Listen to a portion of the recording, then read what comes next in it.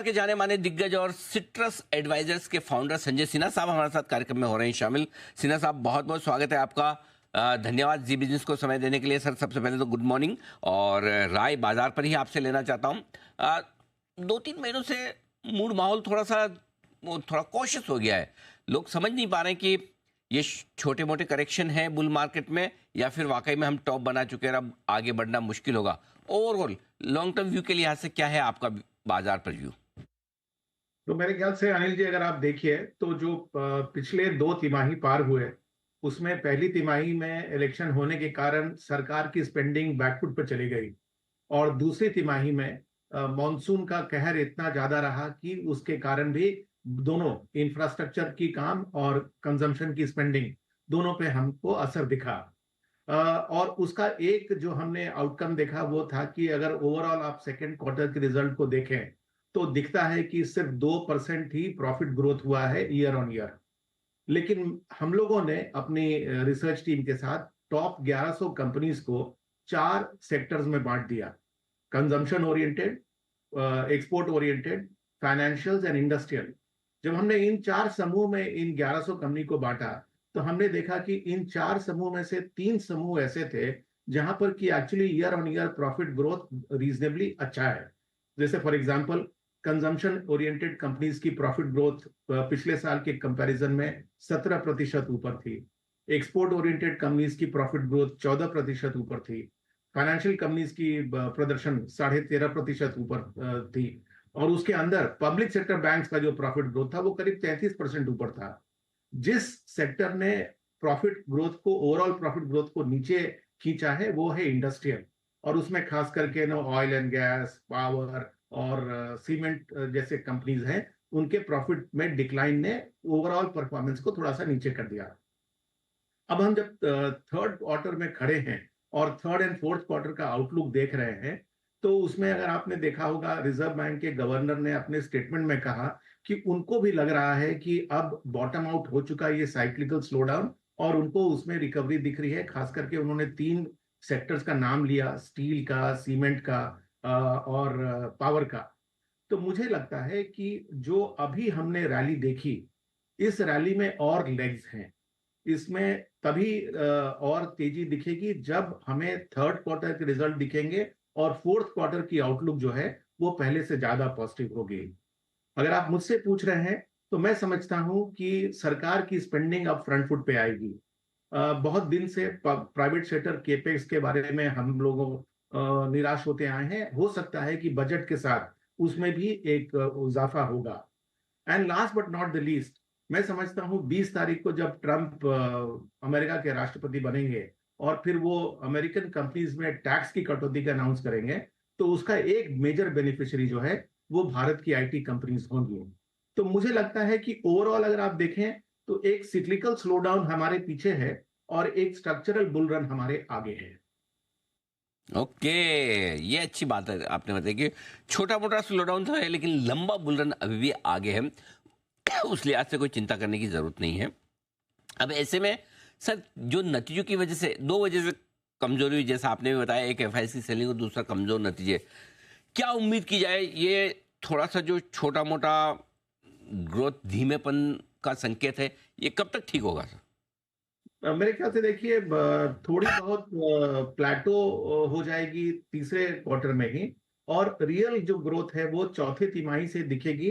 क्योंकि हुआ क्या है कि एक तेजी से चलती हुई गाड़ी को हम लोगों ने बिल्कुल फर्स्ट गियर में डाल दिया फर्स्ट एंड सेकंड क्वार्टर में।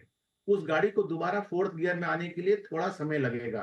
और उसका एक सबसे बड़ा कैटलिस्ट जो है वो मैं समझता हूं कि गवर्नमेंट की स्पेंडिंग होगी।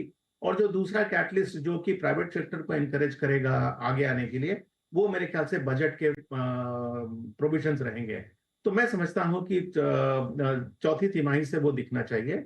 एक और कैटलिस्ट है जो हम इसमें ऐड कर सकते हैं। काफी संभव है कि 2025 के फर्स्ट क्वार्टर के अंत में, यानी कि फरवरी की पॉलिसी में, रिजर्व बैंक ऑफ इंडिया या तो रेट कट की अनाउंसमेंट करे या फिर थोड़ी सी और एकोमोडेटिव मॉनेटरी पॉलिसी के अनाउंसमेंट करे, तो उसका भी असर कंजम्पशन पे और केपेक्स पे पड़ेगा। ये है। आपकी राय। अच्छा, रिजल्ट्स के लिहाज से, कंपनियों के नतीजों के लिहाज से, अच्छा बताएं सर, एक और राय आपसे लेना चाहता हूं अमेरिका के बाजारों पर भी और ग्लोबल मार्केट्स पर भी। वहां पर अभी तक तो तेजी का माहौल है, क्या संकेत लिए जाए, क्या और मजबूती रहेगी या वहां पर भी रिस्क है? तो देखिए अनिल जी, वहां का मार्केट भी काफी बाइपोलर हो गया है। इन द सेंस ज्यादातर तेजी जो है वो न्यू इकोनॉमी स्टॉक्स में देखी जा रही है, और खास करके वो स्टॉक्स जो कि एआई से संबंधित हैं या उस डिजिटल टेक्नोलॉजी से संबंधित हैं। मेरे ख्याल से ये जो बाइपोलर मार्केट वहां बन रहा है, उसमें अगर अमेरिका की इंफ्रास्ट्रक्चर की स्पेंडिंग पर कुछ अनाउंसमेंट आता है तो वो एक ब्रॉड बेस्ड होगा। और दूसरा मेरा मानना है कि जैसा कि ट्रंप ने अपने इलेक्शन मैनिफेस्टो में भी कहा है कि वो कॉरपोरेट्स की टैक्स को काटेंगे, तो वो भी हमारे ख्याल से अमेरिकन मार्केट्स में डिस्काउंट हो रहा है। क्योंकि अगर आप पिछले 6 दिन की गिरावट को छोड़ दें, तो ट्रंप की जीत के बाद अगर आप देखें तो वहां पर एक रैली ने ऑलरेडी शेप लेना शुरू कर दिया है। मैं समझता हूं ओवरऑल कैलेंडर ईयर 2025 में अमेरिकन मार्केट्स एक बार फिर वर्ल्ड की आउट परफॉर्मिंग मार्केट्स में से एक होगी। के तो ये है आपके लिए। सर, अगर पैसा लगाना हो, फ्रेश नया इन्वेस्टमेंट करना हो, तो कहाँ निवेश करने की आपकी राय होगी? तो जैसे मैंने कहा अनिल जी, चार अगर हम लोग मेजर सेक्टर्स ले लें, consumption oriented, finance, export oriented और इंडस्ट्रियल, तो मेरे ख्याल से अभी भी बड़ा पैसा फाइनेंशियल में लगाने का सेंस बनता है। क्योंकि ये भारतीय इकोनॉमी का रिफ्लेक्शन है। और हम छोटी मोटी अगर गिरावट को इग्नोर कर दें, तो मुझे लगता है कि स्ट्रक्चरली यहाँ पर अभी भी बुल रन काफी बड़ा है। और विद इन फाइनेंशियल भी अगर आप देखें तो आपको 5 सब सेक्टर्स अवेलेबल हैं: private sector banks, public sector banks, capital market companies, NBFCs and other miscellaneous financial sectors. तो ये 5 सब सेक्टर्स में अगर आप देखें तो कैपिटल मार्केट ओरिएंटेड कंपनीज जो है वो सबसे ज्यादा बुलिश लग रही हैं। प्राइवेट सेक्टर बैंक्स उसके बाद, पब्लिक सेक्टर बैंक्स उसके बाद, एंड एनबीएफसीज को मैं चौथे नंबर पर डालता हूं। तो इसलिए ये समूह को सबसे ज्यादा एलोकेशन आपका मिलना चाहिए। दूसरा एलोकेशन, अगर मैं इस अजम्पशन पे चलूं कि जो सिक्लिकल स्लो डाउन था वो हमारे पीछे है, तो स्टॉक्स की पिटाई काफी हो गई है, आगे स्पेंडिंग बढ़ने की संभावना है। तो सेकंड एलोकेशन मैं इंडस्ट्रियल्स को दूंगा। और तीसरा एलोकेशन जो है वो मैं कंजम्पशन ओरिएंटेड कंपनी, जो कि समूह मैं समझता हूँ थोड़ा सा बड़ा है, हम उसको सिर्फ एफएमसीजी ना समझें। उसमें वो रियल एस्टेट कंपनीज जो कि प्रेडोमिनेंटली रेसिडेंशियल हाउसिंग में हैं, passenger car and two wheeler की कंपनीज भी शामिल हैं, फास्ट मूविंग डिस्क्रिशनरी आइटम्स की कंजम्पशन शामिल है। तो ये तीसरा नंबर पे, और चौथा होना चाहिए एक्सपोर्ट ओरिएंटेड। Okay, perfect. तो ये सारे सेक्टर्स हैं जहां पर निवेश का आपको मिलेंगे बेहतरीन मौके। संजय सिन्हा साहब की राय आपके लिए। सर, बहुत बहुत धन्यवाद समय देने के लिए और विस्तार से बताने के लिए हमें अपनी राय। आइए बढ़ते आगे और